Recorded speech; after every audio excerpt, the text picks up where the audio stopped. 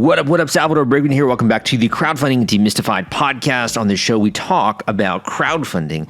And in today's episode, we're actually getting into how this individual is able to raise over $4 million for their startup company, specifically a $1.2 million regulation crowdfunding campaign. On this show, we talk about how to bring your ideas into reality. How do you bring a dream that you've been having and actually make that a vision that you can execute on, you can raise capital for, and you can get out there into the world and use crowdfunding to be able to do that, whether that's with a Kickstarter or an Indiegogo campaign or a regulation crowdfunding campaign on a website like wefunder. The big difference is that with wefunder, you are basically raising capital from the crowd, and there you're parting with shares or equity in the company in order to do that. So today, we brought on a serial entrepreneur and tech executive who's scaled over $250 million worth of online and distribution businesses, and they've been successful with this crowdfunding campaign. So not only are you going to hear about the sort of tried and true lessons of a real entrepreneur, what you got to do in order to make your dreams happen. How do you actually raise capital using crowdfunding? What are the techniques that this individual used in order to get a ton of people taking action? The importance of teamwork, and how do you actually get those right people on your team in order to enable your success? That and more you'll hear in today's podcast episode. Now, for me, this is not only one of my missions, which is to educate the world, to bring high quality education to you, so that way you can go out there and you can take action. If you haven't yet, listen to the other episodes and guests that I've had on this podcast. They span throughout the years and the months of incredible case studies of many people from different walks of life who have been able to successfully raise capital from the crowd. And one of the things that's a kind of a hallmark of many of the guests in today's environment, in today's show, is that everyone is willing to take action. They're willing to push through pain barriers. They're willing to, encompass and really go up against fear in order to get through that. And I think that in order to grow, your life sometimes has to be a life of discomfort. You have to own what is important to you. And I think today's guest has a really interesting story that you're going to like when it comes to that particular key point of value that we have at CrowdCrux. So one other quick mention before we get into today's podcast episode. At the end, I will share a way to work with me if you're interested in running your own crowdfunding campaign. You want to explore avenues to be able to do that. For example, raise capital for your company, or even get help with your digital marketing efforts. I will talk about a way to do that at the end of the show. But for now, I do have a free resource for you that I think is going to be a tremendous turbocharge or leg up when it comes to launching an equity crowdfunding campaign. And I wanted to get this out there because there are really actually incredibly vital, I'd say, key practices which you can use in order to get funding quickly, in order to make your message be known, to start getting people taking action on this, funding you immediately when you go live. And I shared all of that in a free course, which I put together just for you, my friend. So if you want to go and check out this free course, all you got to do is enter your name and email, and you'll start getting some lessons from me as to how to actually pull off this, and even whether or not this is a good fit for you. So go and check this out at crowdcrux.com/equity course. That link is crowdcrux.com/equity course. Crowdcrux.com/equity course will take you there. And I'll include that link as well in the show notes. The other thing, though, I want to mention is that this is actually kind of like an accompaniment, or this is meant to be, go in hand with a book which I've written by the same name, which is Equity Crowdfunding Explained. So I wrote this book to really provide you with the playbook, provide you with the tactics, the techniques, the tools, the strategy that goes into raising capital using equity crowdfunding. And I've made this available on Audible. So if you want to get a free copy of Equity Crowdfunding Explained, Audible is running a promotion where you can get a free copy of Equity Crowdfunding Explained if you download a free trial of Audible. You just got to go to crowdcrux.com/equity audio. That link is crux.com/equity audio will take you there. Download your free copy of Equity Crowdfunding Explained to get you started off right in raising capital from the crowd. Okay, guys, enough said. Let's dive into today's podcast episode and let's talk with this serial entrepreneur who's again been able to raise over $1.2 million on wefunder, and it's coming up right after this. Hey guys, welcome back to the Crowdfunding Demystified podcast. Today we're speaking with a campaign creator that has been able to raise more than $4 million on wefunder, an incredible project that's designed to build the future of coffee. And we are lucky enough to have Roderick, the CEO of this campaign and this company, here on the show. My man, welcome to the podcast. Thank you, Salvador, for having me. Definitely. Maybe we can get started. You can tell me a little bit more about the company, also a tiny bit about you. Sure. So we started Spinn back in 2015. It is a hardware-enabled coffee marketplace. So hardware-enabled means that we sell a coffee machine. It is a residential machine for any household, and that machine is making coffee using centrifugal force, and that's why we're called Spinn. And with that technology and the IP that we have developed, we can make different styles of coffee in the same machine. So we can make espresso, ristretto, but also normal coffee, Americanos. We can even make a cold brew in under 60 seconds. And then the machine is connected to a marketplace for local roasters. So these local roasters team up with us. They sign up on our platform in our marketplace, and we sell their coffees. And their coffees are dialed into to the machine. So you get really the coffee the way the roaster intended it to taste. And we started it back in Amsterdam, the Netherlands. So I came from Europe, and we got into an accelerator program in Silicon Valley. And with that, we made the flip from the Dutch holding BV to an American Delaware C Corp. Started raising capital, talking to a lot of investors in Silicon Valley, talking to family offices, angels, and so forth to raise capital for this project. Mm-hmm. And long story short, we're now in market. We have tens of thousands of people enjoying the product on a daily basis, making coffee every day, clicking that Spinn button or using the Spinn app. The way I briefly explain the proposition is really we're building the Sonos for coffee. And we're not streaming music, but we're streaming coffee, and not from artists, but from one of our connected roaster partners. And those are our artists. So that gives you an idea of what. Very cool. And from what I understand as well, this is not your first rodeo, right? You have been launching campaigns and companies for a bit now. Maybe you could just touch on your background a tiny bit as well. Yeah, sure. Well, I've been with Microsoft and Dell for a long time. So I'm a corporate IT guy that ventured out into startups. And I did 3 other startups before I started Spinn. Some were successful, some failed.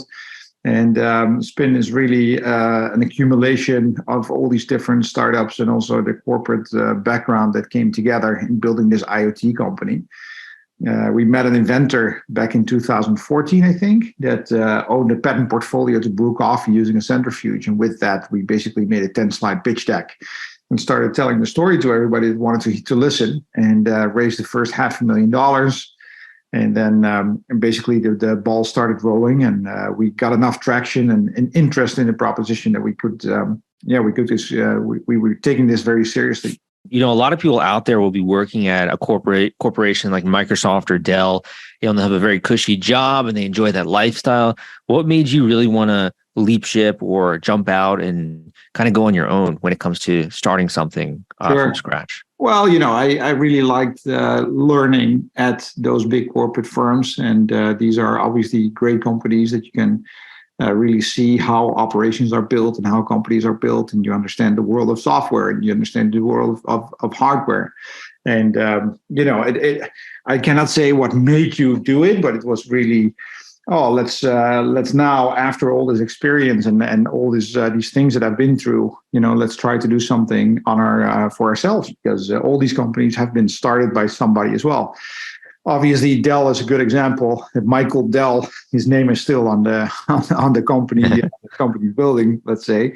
So, all these companies have been started by somebody, and you have to have the entrepreneurial spirit, but also the right idea to let's go for it. Yeah, for sure. And when you're thinking about this, obviously capital is like the lifeblood of the company, right? So why consider going the equity crowdfunding route? Why not just go the traditional route? What made you decide to go to that platform? Yeah. Well, the question is, what is traditional these days? I think if you look at our funding history, we raised up to $40 million from venture capital and family offices and angels. Then at some point, when we got the bigger guys, the bigger VCs coming in, we also were able to raise, or not raise, but take in venture debt from big banks and financial providers. And so, at some point, we also saw a lot of customers asked, hey, this is great. I really like the product. I really like the proposition. Is there a way to invest? And you cannot just take in money from unaccredited investors or retail investors or people that have no idea what the company is all about and are just interested in in the product. So wefunder, Seed Invest, Republic, Start Engine, all the equity crowdfunding platforms out there provide you with an infrastructure that you can use to raise capital from your customers or the crowd. That's why it's called crowdfunding or community.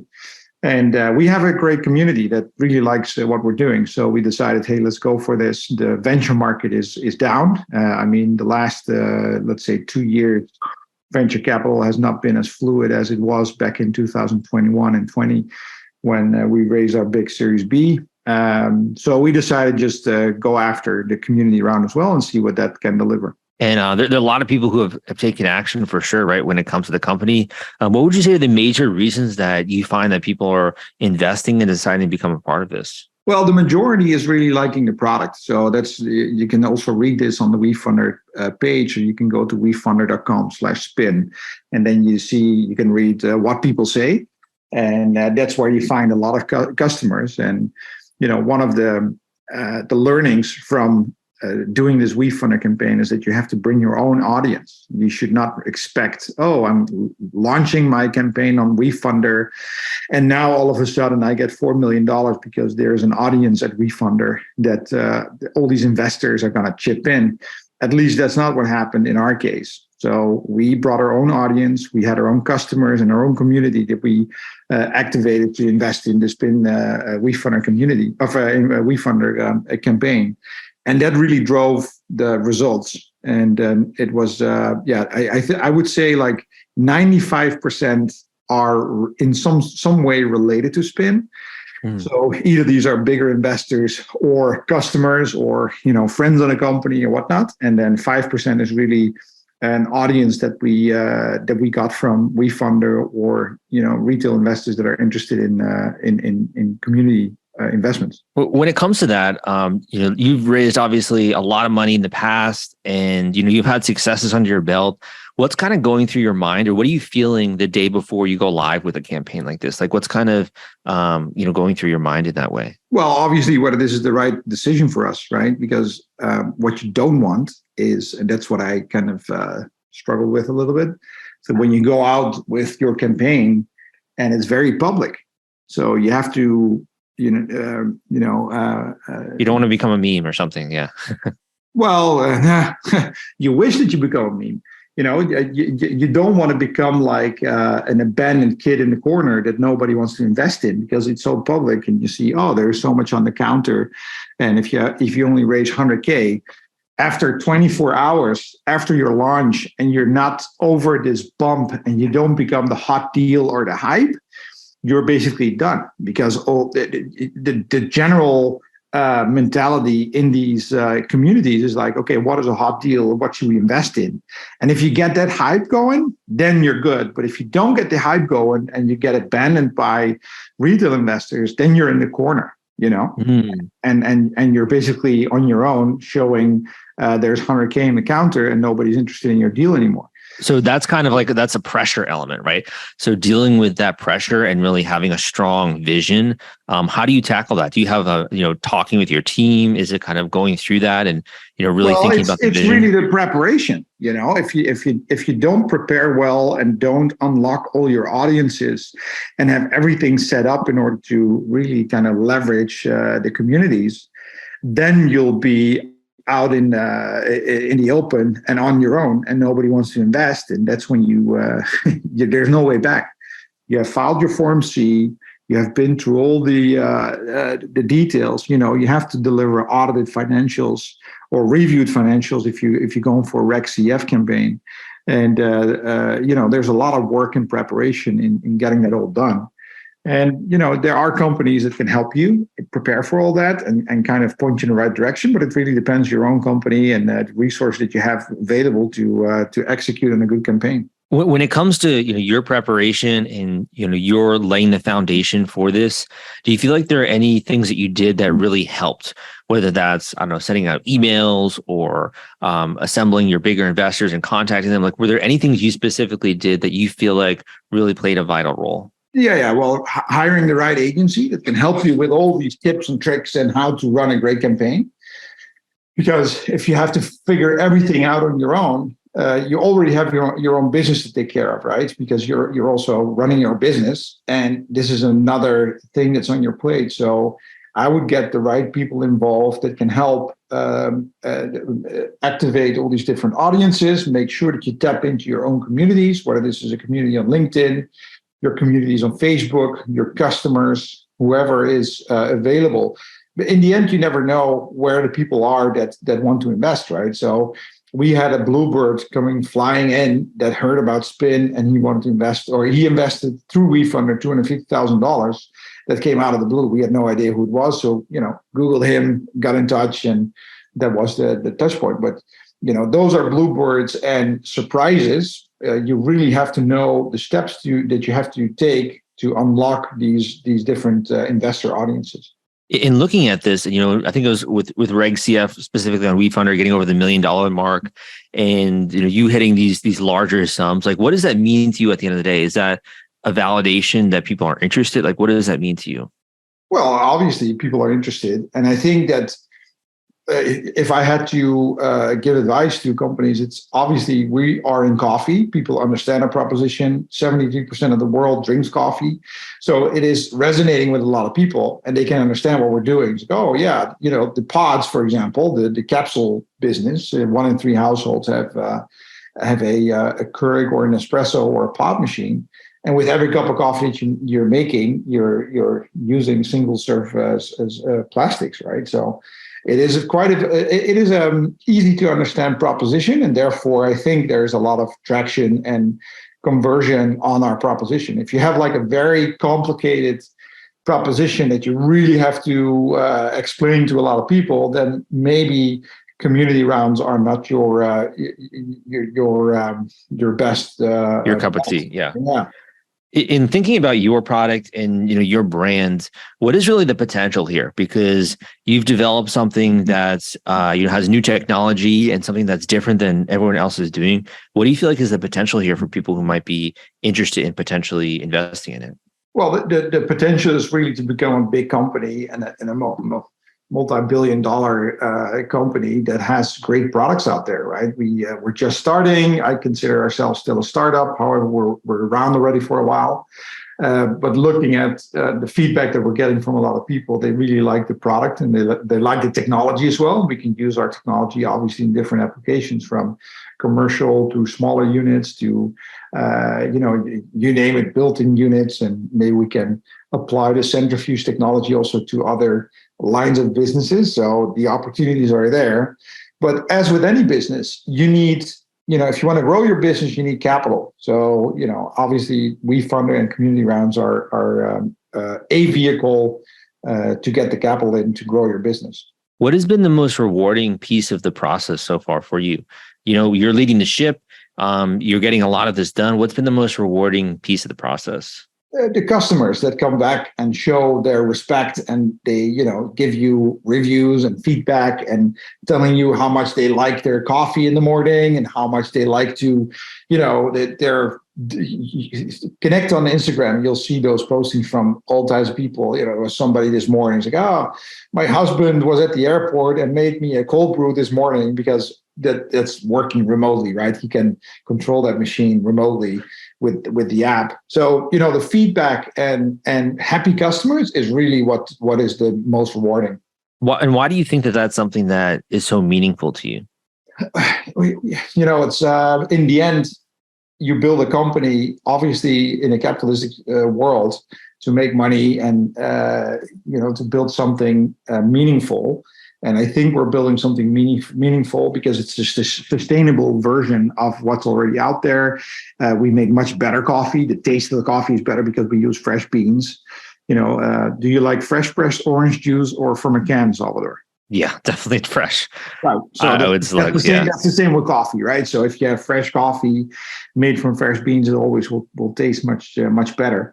And we don't use pods, so it's a sustainable solution. So we're building something meaningful that people really like.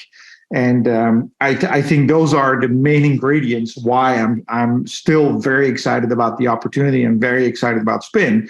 That everybody should have a Spinn machine to make a great cup of coffee and enjoy the convenience that a lot of people have with these pod systems. Is they choose convenience over taste, right? Mm-hmm. You don't have the great taste, but you do have a fast cup of coffee. Well, we do. So we give you a great tasting cup of coffee without the sustainable waste, and it's very convenient because the roasters send you fresh bags of beans. 3 days after roasting, it's delivered on your doorstep. So the convenience level is actually higher, and we think that should be available to the world. If you're worried about the fulfillment and shipping part of your Kickstarter campaign when it comes to getting out all those perks and rewards to your backers, rest assured I've put together a complete Kickstarter fulfillment and shipping checklist for you, and it's free. This is sponsored by the folks at Fulfillrite, and they thought that you should have this checklist as part of your arsenal going into a crowdfunding campaign. If you want to get instant access to this checklist, and it's free, you can go to fulfillrite.com/checklist. Again, that is fulfillrite.com/checklist, fulfillrite.com/checklist. Just go to that link and you can download it immediately. In your experience and you being around other entrepreneurs as well in these accelerator programs, do you feel like there are any habits that lead to success in that realm of entrepreneurship? Whether it's, persistence or grit, or do you feel like there are any real habits that lead to success? It's all the let's say cliches: persistence and grit, not giving up, looking for creative solutions, and just keep on going. If you're really passionate about what you're doing and what you're building, you just get the energy from your passion, and that's the fuel for your fire, I would say. And that's what I've seen with anybody that is successful in any way. They just don't give up. They keep on going. They're very passionate about what they're doing. And for your organization, I mean, if you're thinking about this, you mentioned persistence, right? And like grit and some of these.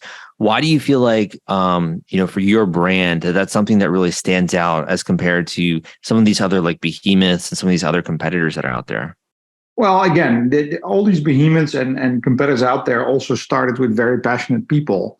And in the different growth phases of companies, you will see that at some point, there's people come in just to get a paycheck, and they have a different drive and motivation, I would say. There's nothing wrong with that, but it's just it will build your culture in a way that is it's like professional athletes versus amateurs. There is a difference in their grit and their passion and their thriving in a different way. And again, there's nothing wrong with it. It's just how you're in the game, let's say. If we were to zoom out and think more like about your career, have there been any like really major wins where you're like, yes, this was the right path? I started off at Dell and Microsoft, and I went on my own. Like, this was confirmation that was the path I should be on.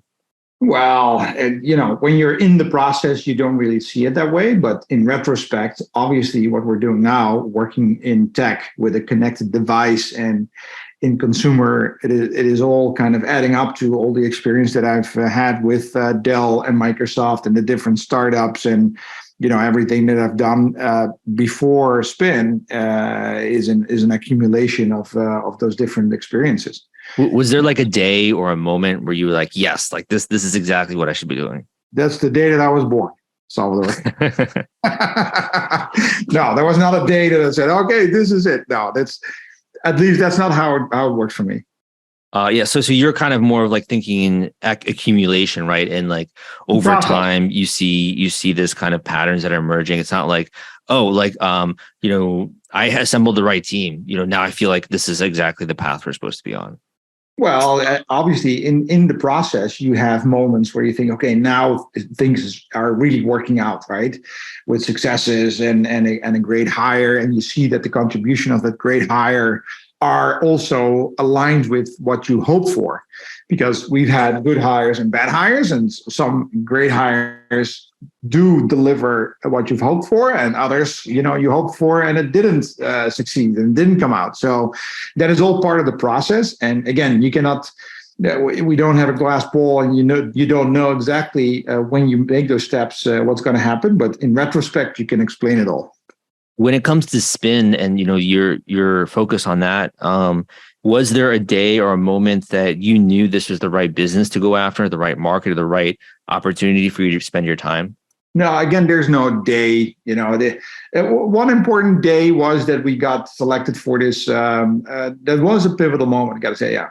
So we got approved to be in this accelerator program in Silicon Valley, and that was obviously a very important day when we decided, okay, now we're going to the US. And there was a lot of unknowns because we came here without a prototype. We had some 3D printed materials that looked like a coffee machine, but it didn't do anything really. It was a looks like prototype. It didn't work. So we had to still build it all up. So at that moment, you think, oh, yeah, we're making a great step in the right direction. But it's not like, oh, yeah, I'm totally convinced that this is the right way to go, because you can still fail, right? So there's always this balance between we have to make these next steps and it still has to happen. And okay, this is a great next step. Does that make sense? And focusing on in that event, had you been applying to a lot of accelerators, or was that like a long time coming, or did it just kind of happen in a short time frame? Well, it was this period where I found out about accelerator programs, and you had a bunch of them. This is 2015, so the world looked a little bit different, especially in the hardware startup world, because you had some hardware startups that were really doing well, raising a lot of money, and hardware was hot. This was all before crypto and even before AI, obviously.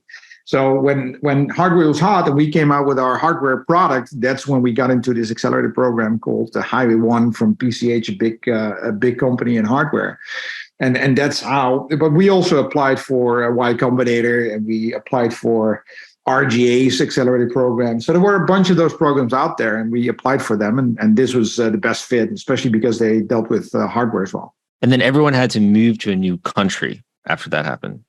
Well, there were 12 startups in that accelerator program, and we were Dutch. So me, my business partner, and two other people, we went to San Francisco, and I permanently moved, but a lot of people just went back after the program.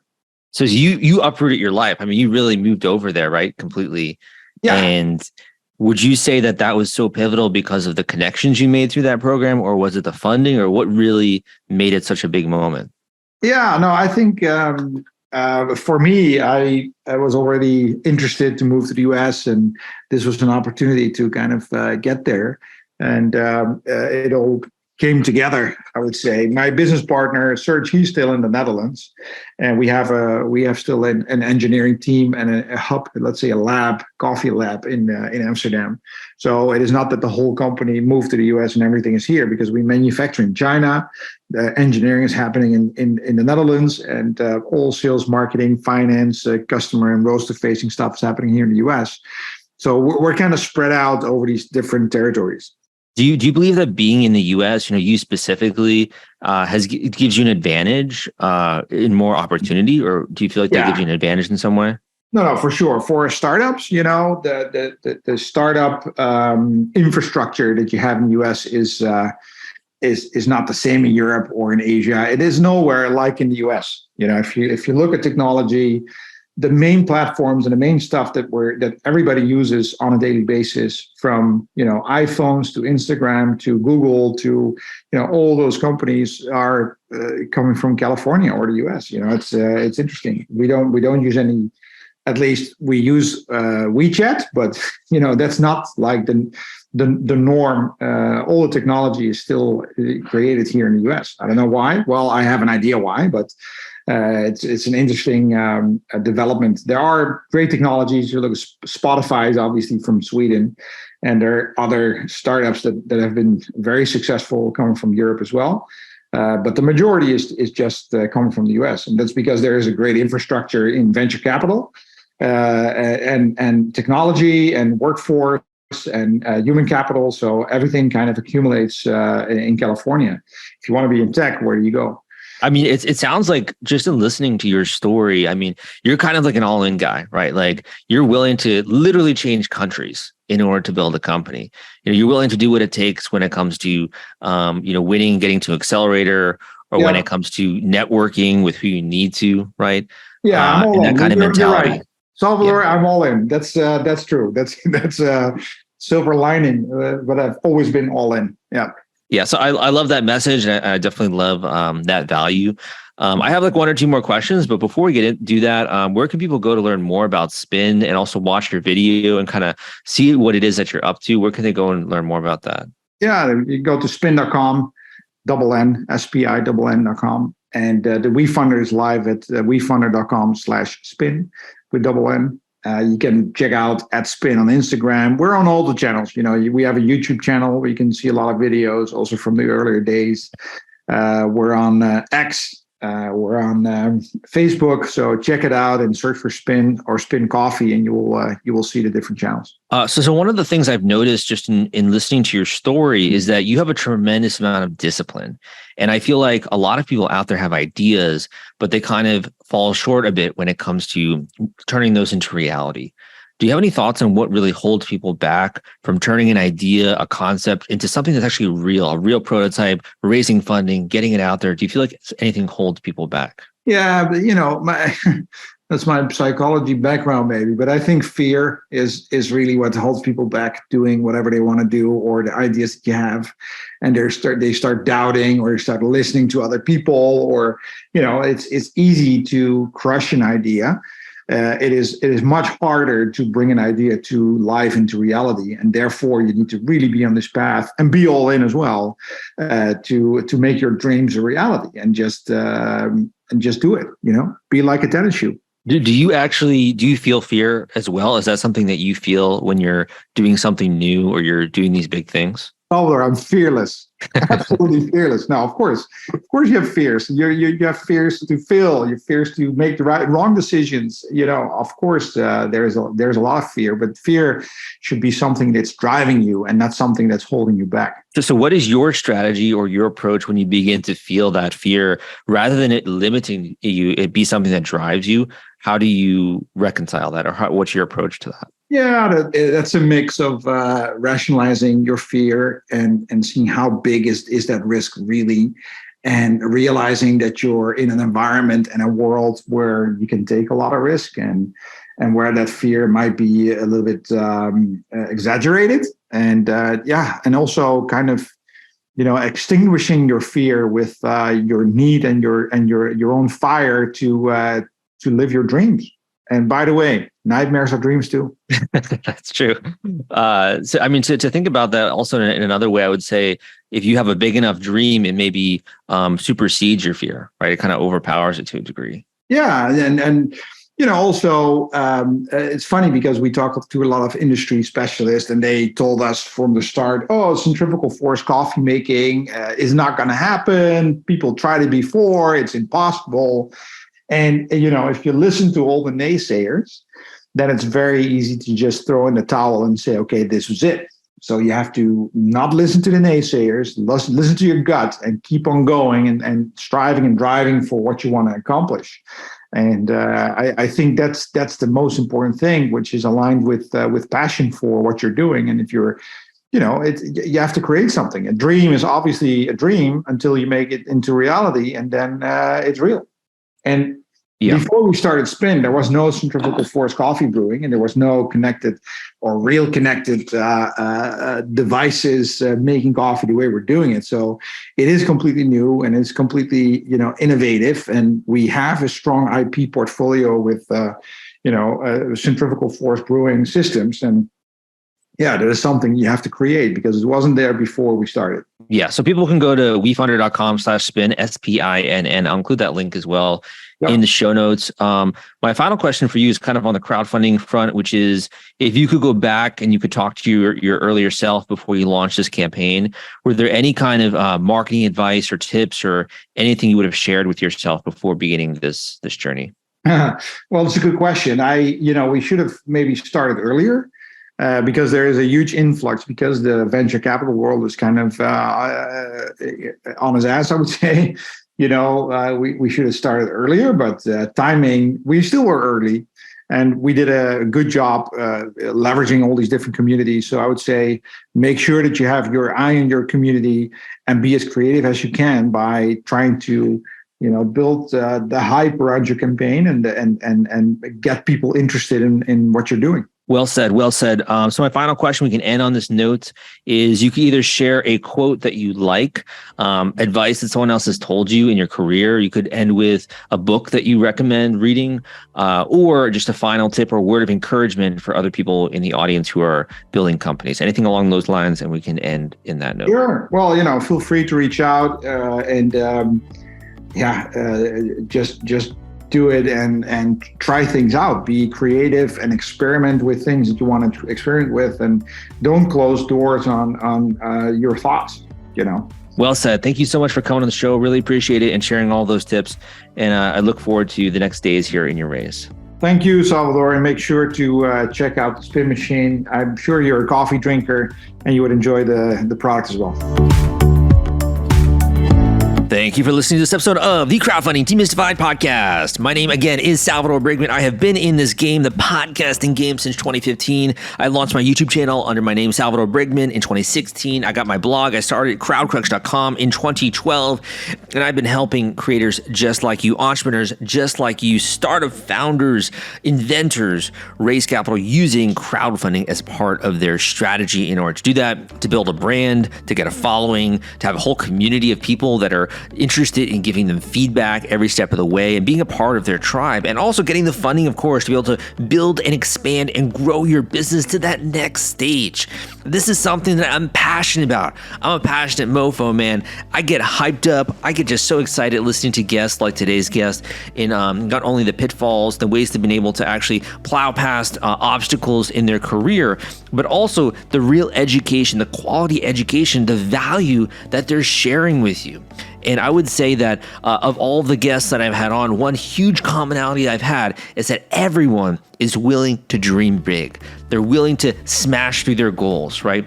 They really want to become success-oriented and really do everything possible to align their life so that they can be more successful. They're willing to stop playing small. They're saying yes to opportunities, saying yes to life, right? And they're really thinking about the big picture.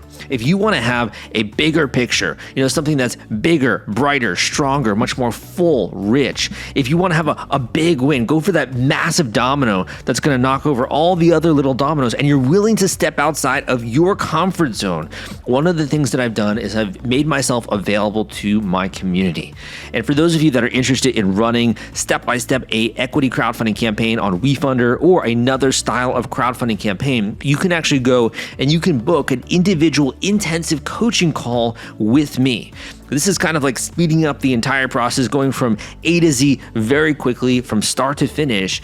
And after you come out of that call, with extreme confidence. You know exactly what you got to do. You know how to actually tackle all of those problems. And in some cases, I also end up working with some of my students in different ways with my digital marketing company, helping you execute and actually run through this, or in other ways, helping you when it comes to coaching and other ways that can guide you through this process. But if you're interested in learning more about that individual coaching call option, you can go to this link I'm about to mention. You can book that call, fill out a little bit of information, tell me about you. I'm going to set aside just 5 minutes here to book that intensive coaching call. Go to this link at crowdcrux.com/coaching. That link is crowdcrux.com/coaching. crowdcrux.com/coaching will take you there, and you can book that call ASAP so we can talk about how to build a solid foundation so you can smash through your goals and you can actually execute on this vision, this massive vision which you have. I hope that you enjoyed this episode, and I've been trying to bring to you more incredible guests, more great interviews, and if you feel like I've been doing a great job, been showing up every single week, and you also are taking action, leave a positive rating and review on this show so that other people know that. They know it's worth their time. They know it's worth their energy to actually become a student of crowdfunding, to invest in their education, their mindset, their skill sets, and to really be leveling up every step of the way, so that way you can reach your full potential. potential, and you can remove all of those limiting beliefs which have been holding you back, and also, of course, get access to the tried and true, the value pack strategies that other people have used to execute on their goals also. Hope that you enjoyed this episode. Again, my name is Salvador Briggman, hailing in from Miami, Florida. Hope wherever you are in the world, you will take some action this week, and I will see you next time.